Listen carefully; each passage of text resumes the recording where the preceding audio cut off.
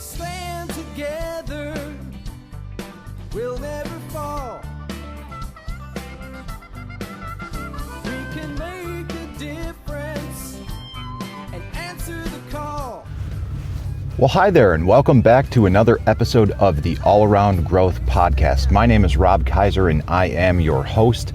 Today is Wednesday, April 27th, 2022. This is episode number 336 of a show that provides insight and tools to build the life and homestead of your dreams. And since it is a Wednesday, we are going to do a show of choice. It's a wild card Wednesday. And you know what, guys? Sometimes in life, things get hectic, especially during this time of year in the springtime. Sometimes we are firing beyond all 8 cylinders, and it's good to take a moment and settle, calm, collect our minds, collect our thoughts, and to do so this week on this Wildcard Wednesday, I wanted to take a moment and pause and read from 365 Tao, a book of daily meditations written by Deng Dao. And this treasury of life-enhancing daily readings turns a wise Taoist light on every facet of life. Each daily entry begins with a one-word title and its Chinese character in elegant calligraphy. A brief poetic aphorism provides the theme, followed by a clear, insightful meditation on the day's Taoist principle. And the day's Taoist principle today, on this April 27th, is attraction. It is the 117th day of the year. I did some quick math prior to hitting record, and I realized that we are almost 1/3 of the way through the 2022 year. Just a couple more days and we will be 1/3 of the way through the year. Think about that, guys. So let us begin with a brief poetic aphorism that provides the theme of attraction.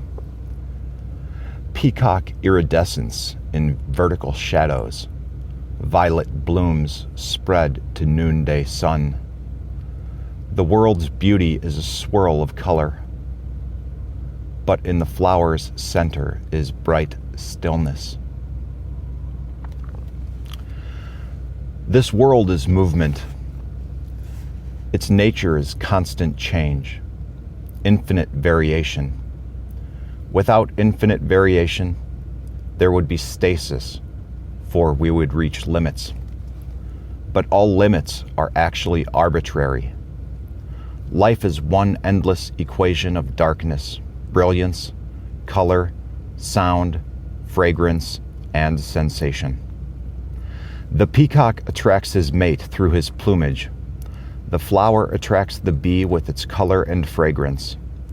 Beauty is moved to madness, is urged toward more beauty, is lost in the dance of seduction. We hover around the petals of the flower, drunk in the thrill of color. Enthralled with the fragrance of some haunting perfume, we are moved to act, to touch, to fill our shallow vessels with the fullness of promised joy.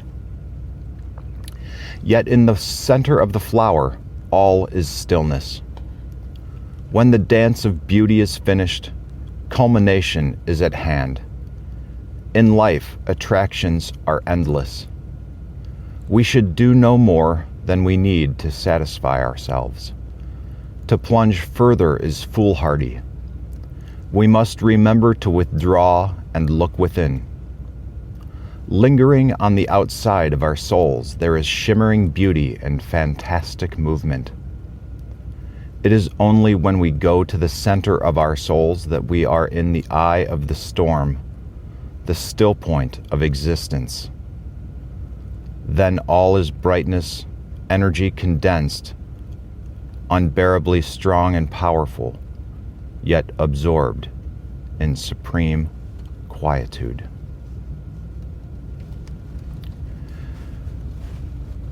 And that, my friends, is what is going to provide fodder for discussion on this morning's commute.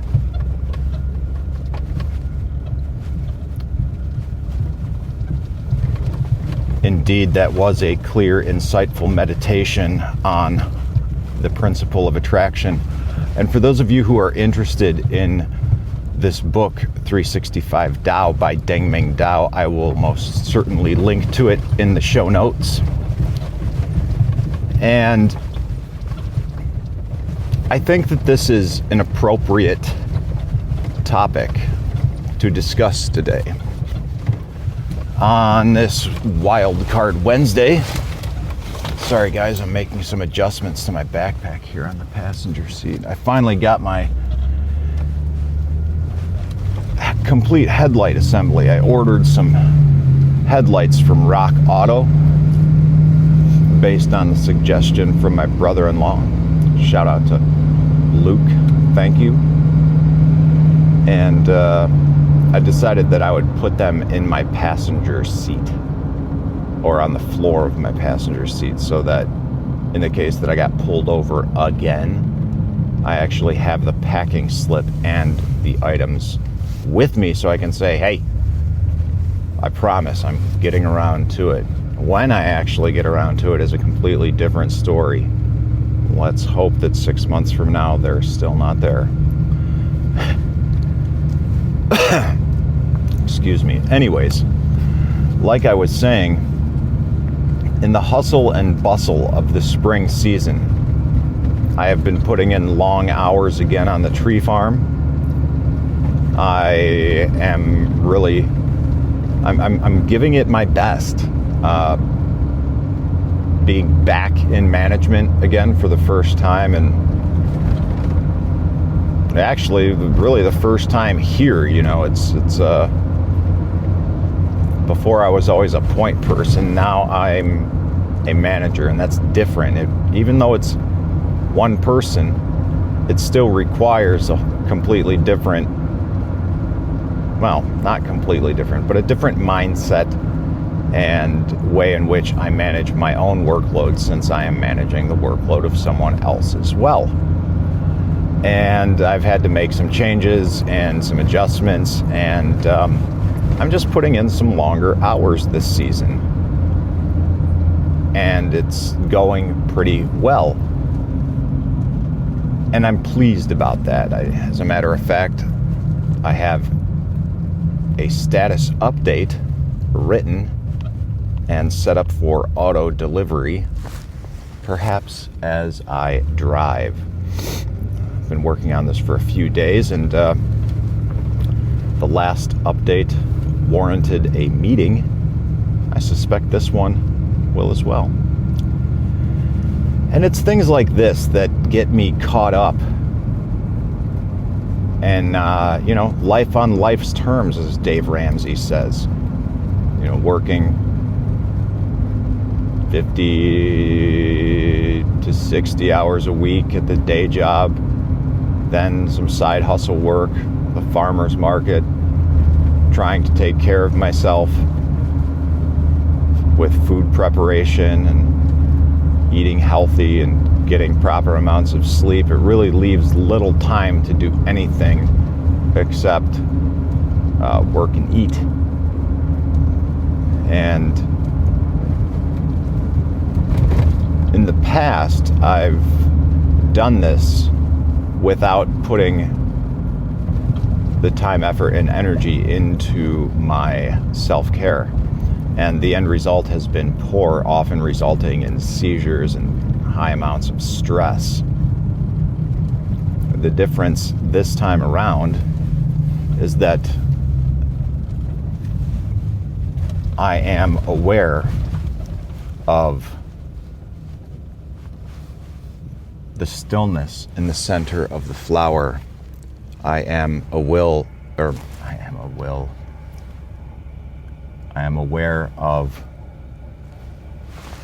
no, give me 1 second to get through this intersection here. I'm going to reread this. In life, attractions are endless. We should do no more than we need to satisfy ourselves. To plunge further is foolhardy.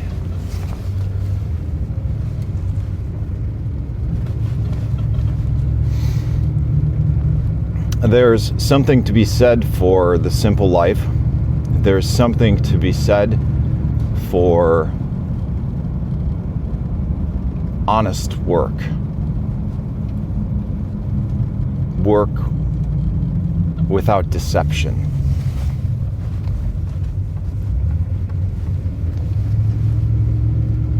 There's something to be said for hard work. And there's something to be said about riches and what the word wealth means.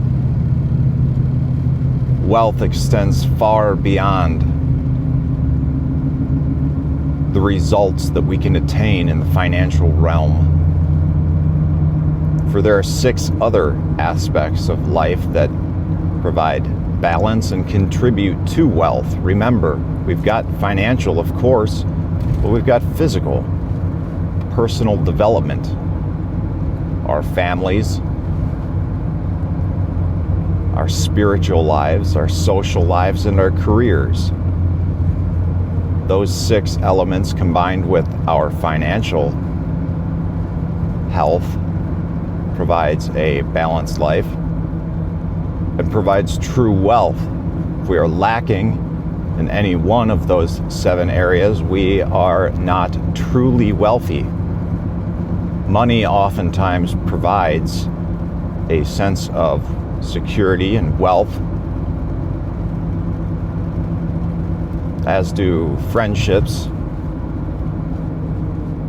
But what are those friendships based on?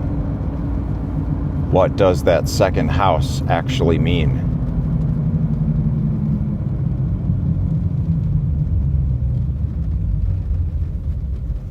How much liquor is required for you to get beyond the point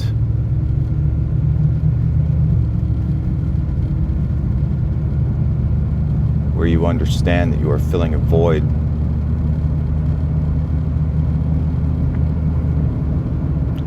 It is only in these quiet moments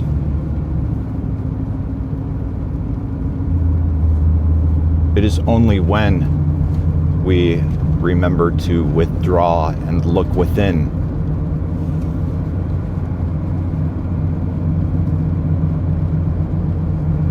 that we understand the importance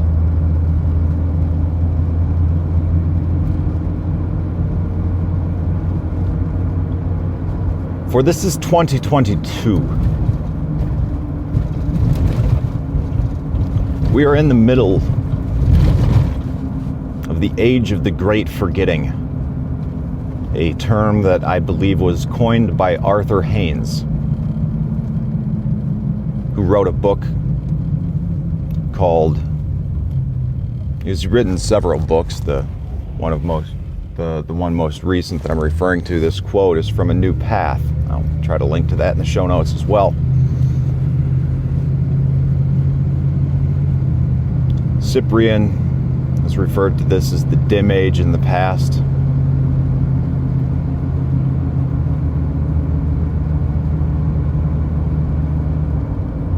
I don't know exactly what to call this.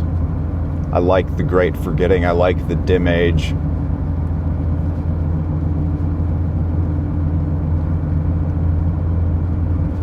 Ultimately, I think that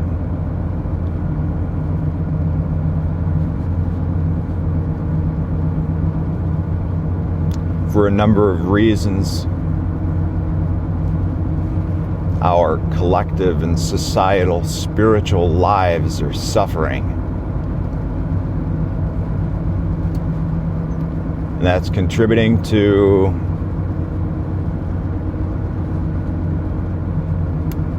a number of things that are negative.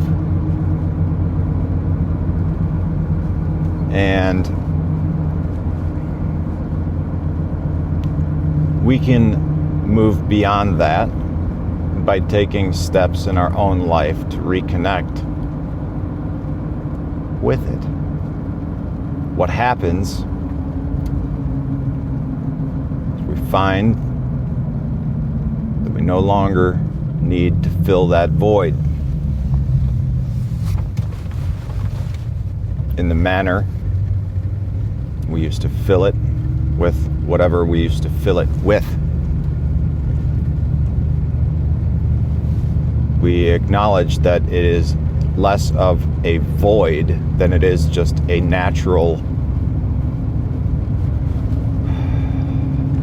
part of life. And that if we go there and go inside and explore the void, it's less of a void.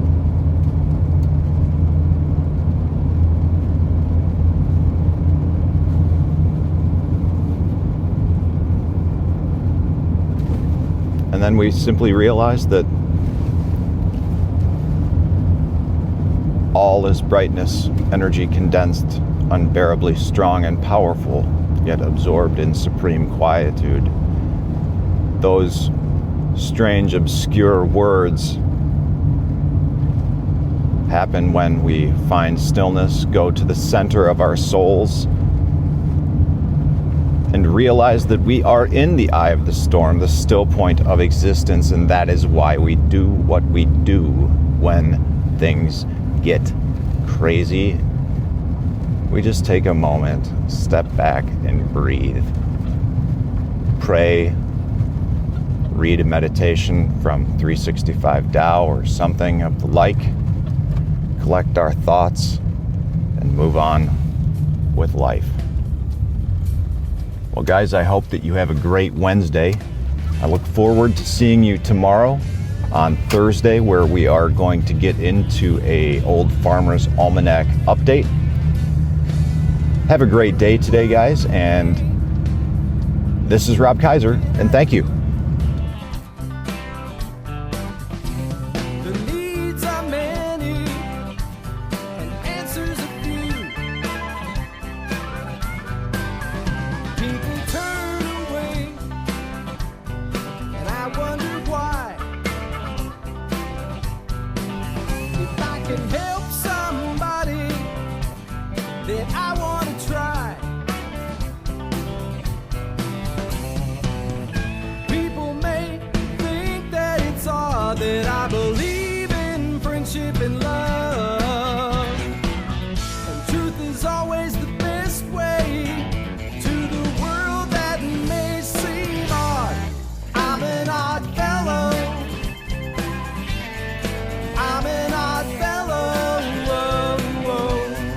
I'm an odd fellow. If we stand together, we'll never fall. We can make a difference and answer the call. And know the times are wasting every day, and we can help somebody along the way. People may think that it's odd that I believe in friendship and love.